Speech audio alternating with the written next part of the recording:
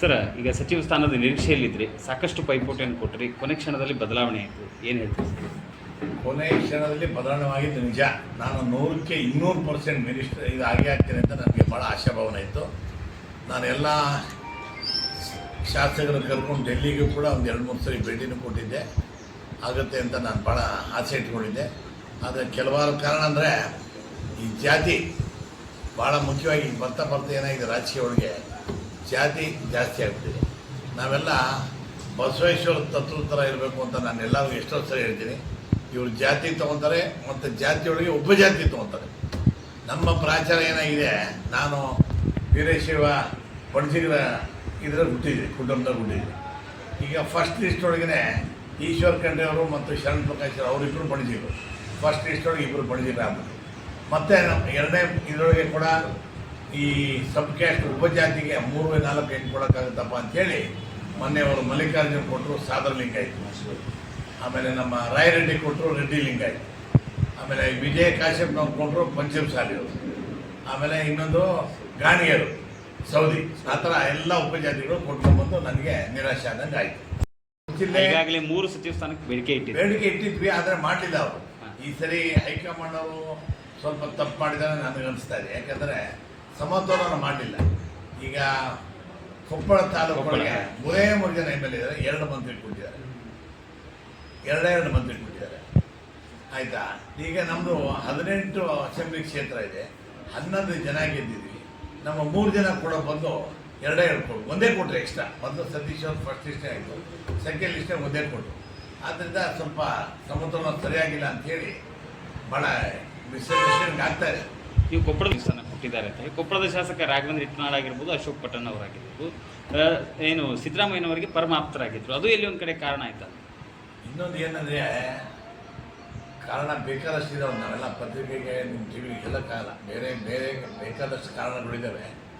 ಅದರಿಂದ Siddaramaiah ಅವ್ರಿಗಾಗಲಿ, D K Shivakumar ಆಗಲಿ, Hariprasad ಕುಣಿಸಿ ಕೂತ್ಕೊಂಡೆಲ್ಲ high command ಮಾಡಿದರೆ ಕರೆಕ್ಟಾಗಿ ಆಗ್ತಾಯಿತ್ತು. ಅವ್ರೇನು ಮಾಡೋದು, ಹೈಕಮಾಂಡ್ ಅವ್ರಿಗೆ ಇರುತ್ತೆ ಲಿಸ್ಟ್ ಇಸ್ಕೊಂಡು ಅವರೇ ಫೈನಲ್ ಮಾಡಿ ಕಳಿಸ್ಬಿಟ್ಟಿದ್ದಾರೆ.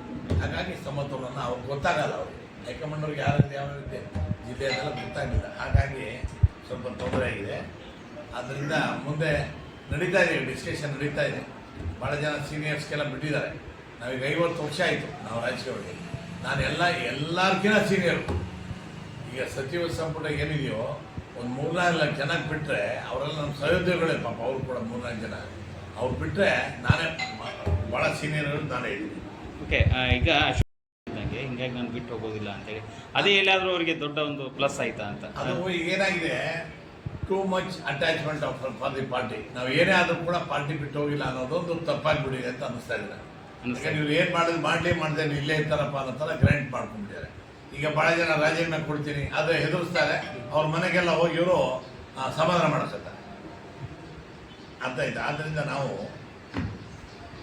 ಪಕ್ಷದಾಗ ಇರ್ತೀವಿ. ಈಗ ಮತ್ತೆ 13ನೇ ತಾರೀಕು ಅಧಿವೇಶನ ಸ್ಟಾರ್ಟ್ ಆಗ್ತದೆ. ನಾವೆಲ್ಲ ಸುಮಾರು ಒಂದು 20-25 ಜನ ಎಮ್ ಎಲ್ ಒಂದು ಮೀಟಿಂಗ್ ಸೇರೋಣ ಅಂತ ಇದ್ದೀವಿ.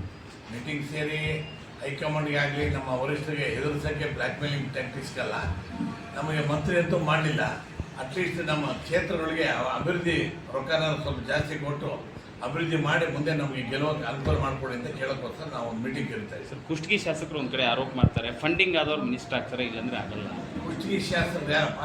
ದೊಡ್ಡಗೌಡ ಇವರು ಬಿಜೆಪಿ ಶಾಸಕರು. ಬಿಜೆಪಿ ಅವ್ರಿಗೆ ಆಗಲಿ, JDS ಅವ್ರಿಗೆ ಏನು ಕೆಲಸ ಏನಿದೆ, ಅಪಾದನೆ ಮಾಡೋದೇ ಕೆಲಸ ಅಲ್ವಾ? ಅವ್ರಿಗೇನು ಕೆಲಸನೇ ಇಲ್ವಲ್ಲ. ಈಗ ಸರ್ಕಾರ ನಂಬ್ತಿರೋದ್ರಿಂದ ಸರ್ಕಾರದ ಮೇಲೆ ಏನಾದ್ರು ಒಂದು ಅಪಪ್ರಚಾರ ಮಾಡೋದೇ ಕೆಲಸ. ಅವರು ಹೇಳ್ತಾರೆ, ಏನು ಮಾಡೋಕ್ಕೆ. ಸಚಿವ ಸ್ಥಾನದಲ್ಲಿ ಯಾವುದೇ ಫಂಡಿಂಗ್ ಇರಲ್ಲ ಅಂಥವೆಲ್ಲ ಏನಿಲ್ಲ. ಫಂಡಿಂಗ್ ರಾಜಕೀಯ ಇಲ್ಲವೇ ನಮ್ಮಲ್ಲಿ. ಯಾವುದೇನಿದ್ರು BJP ಆಪರೇಷನ್ ಕಮಲ ಗಿಮ್ಲ ಮಾಡಿದ್ದು ಅವರೇ, ನಮ್ಮ ಕಾಂಗ್ರೆಸ್ ಸರ್ಕಾರದವ್ರು ಮಾಡಿದ್ದ.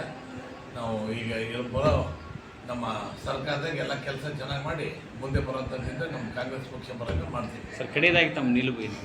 ನಾವು ಕಾಂಗ್ರೆಸ್ ಪಕ್ಷ ನಿಷ್ಠವಾಗಿರ್ತೀವಿ, ಪ್ರಾಮಾಣಿಕವಾಗಿ ಕೆಲಸ ಮಾಡ್ತೀವಿ, ಪಕ್ಷ ಸಂಘಟನೆ ಮಾಡ್ತೀವಿ. ಮುಂದೆ ನಮ್ಮ ಸರ್ಕಾರ ಬರೋಕ್ಕೆ ನಾವೆಲ್ಲ ಕಾರ್ಯ ಮಾಡ್ತೀವಿ. Thank you sir.